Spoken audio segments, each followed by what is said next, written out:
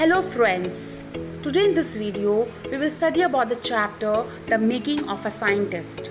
This story is about a curious child, Richard E. Bright, and his journey to becoming a great scientist.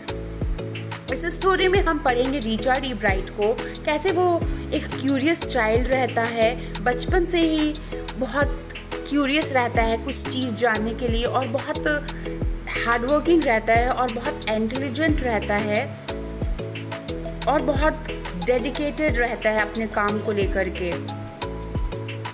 तो इसीलिए वो इस chapter में हम लोग पढ़ेंगे कि उसका जर्नी कैसे वो एक ग्रेट साइंटिस्ट बन जाता है। रिचर्ड ई ब्राइट बहुत ही क्यूरियस चाइल्ड रहता है और उसको बहुत ज़्यादा डेडिकेशन और इंटरेस्ट रहता है नया नया थिंग्स को रिसर्च करने का, खोजने का। और वो कुछ भी जो काम करता है वो एक अपना परफेक्ट करता है काम। और इसमें साइंटिस्ट बनने में उसकी मदर का बहुत बड़ा हाथ रहता है और वो अपनी मम्मी से बहुत प्यार करता है और उसके साथ बहुत क्लोज भी रहता है।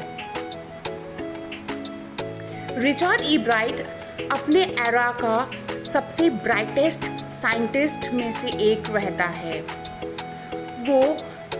उसे बटरफ्लाइज कलेक्ट करना बहुत अच्छा लगता है। उसने सेकेंड ग्रेड में ही उन्होंने 25 स्पीसीज ऑफ बटरफ्लाइज कलेक्ट किए थे और apart from this he also used to collect fossils, coins and rocks also. Ebright की जो मदर है उसे एक बुक दी जिसका नाम था द ट्रैवल ऑफ मोनार्क 10।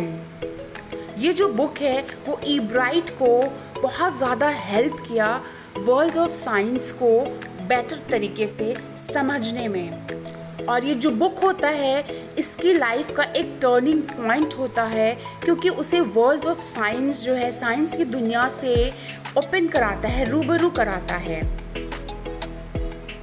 इसमें बताया जाता है कि कैसे मोनार्क बटरफ्लाइज माइग्रेट करते हैं सेंट्रल अमेरिका में और उसे जितना वो पढ़ते जाता था उसे और ईगरनेस अराइज होता था जानने का कि वो उस स्पीसीज के बारे में और एक्सप्लोर करे।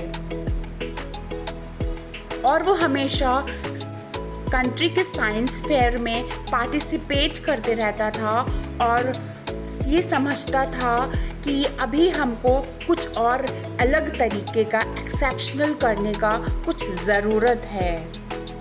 और वो हमेशा बहुत एफर्ट्स लगाते थे ताकि वो एक वैलिड एक्सपेरिमेंट शो कर सके साइंस फेयर में।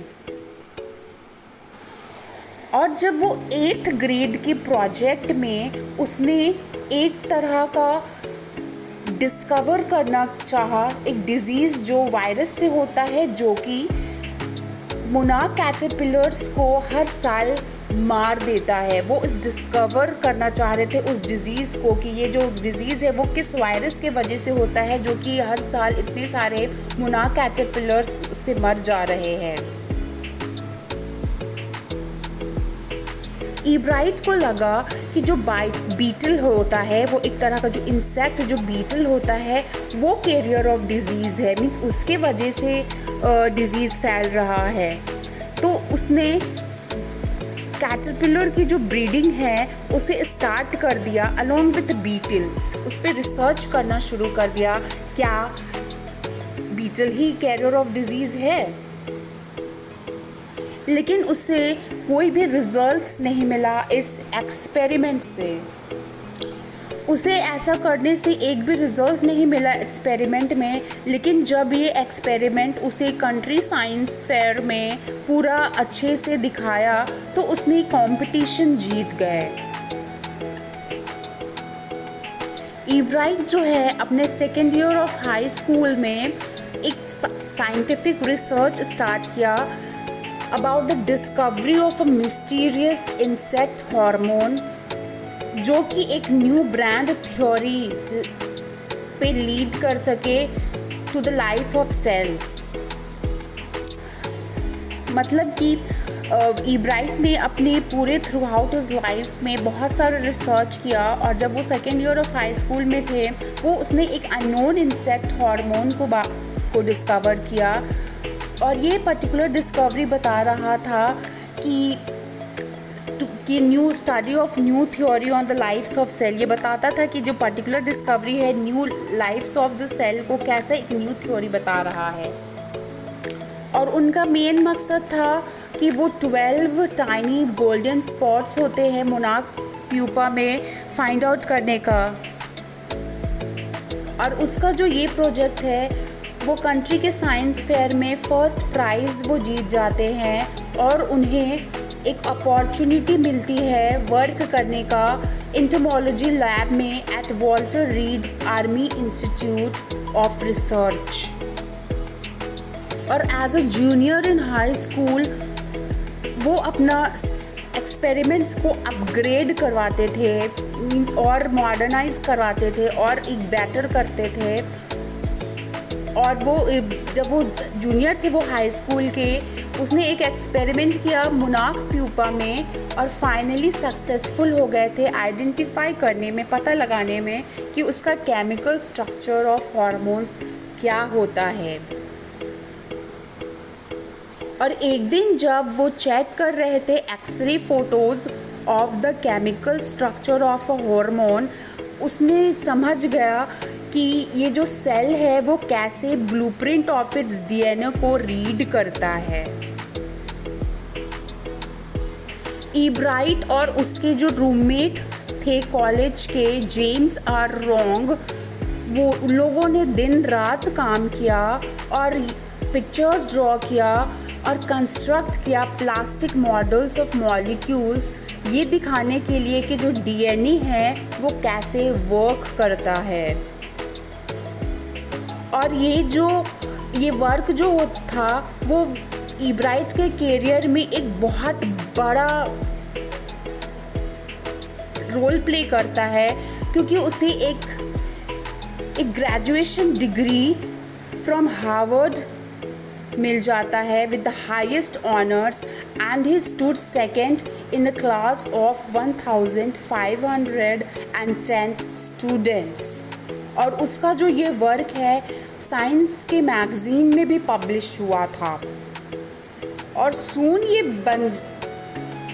ग्रेजुएट स्टूडेंट रिसर्चर बन जाते हैं हार्वर्ड मेडिकल स्कूल में और स्टार्ट कर देते हैं एक्सपेरिमेंट्स पे वर्क करना।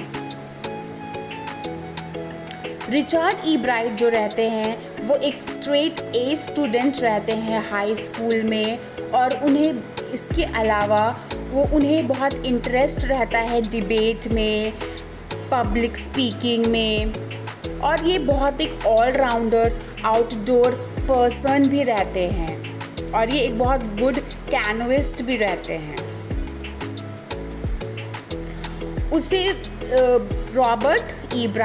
रिचर्ड ईब्राइट को वो ऑलवेज कॉम्पिटिटिव नेचर के होते हैं और हर हमेशा सब चीज़ में एक अच्छा करने का उन्हें इंथुजियाज्म रहता है, जोश रहता है कि जो भी चीज़ में हम हाथ लगाए उसमें हम बेस्ट दें। और वो एक ब्रिलियंट स्टूडेंट के हर गुण थे उनमें, और उनमें विल पावर भी था विन करने का फॉर द राइट रीजंस। इस स्टोरी से हमें यही कंक्लूजन मिलता है स्टूडेंट्स कि हम लोगों को डेडिकेटेड रहना चाहिए अपने वर्क के टुवर्ड्स, और परसिवेरेंट रहना चाहिए, लगन रहना चाहिए, उस चीज़ में लगे रहना चाहिए।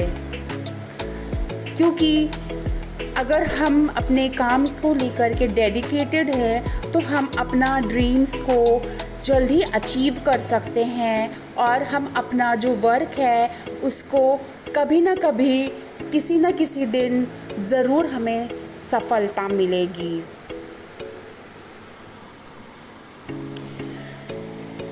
रिचर्ड ईब्राइट जो रहते हैं वो बहुत एक वंडरफुल पर्सन रहते हैं, जिनमें सारी क्वालिटीज़ रहती है एक परफेक्ट साइंटिस्ट बनने का।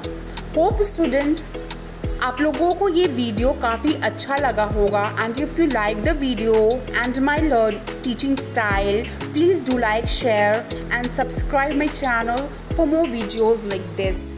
Thank you.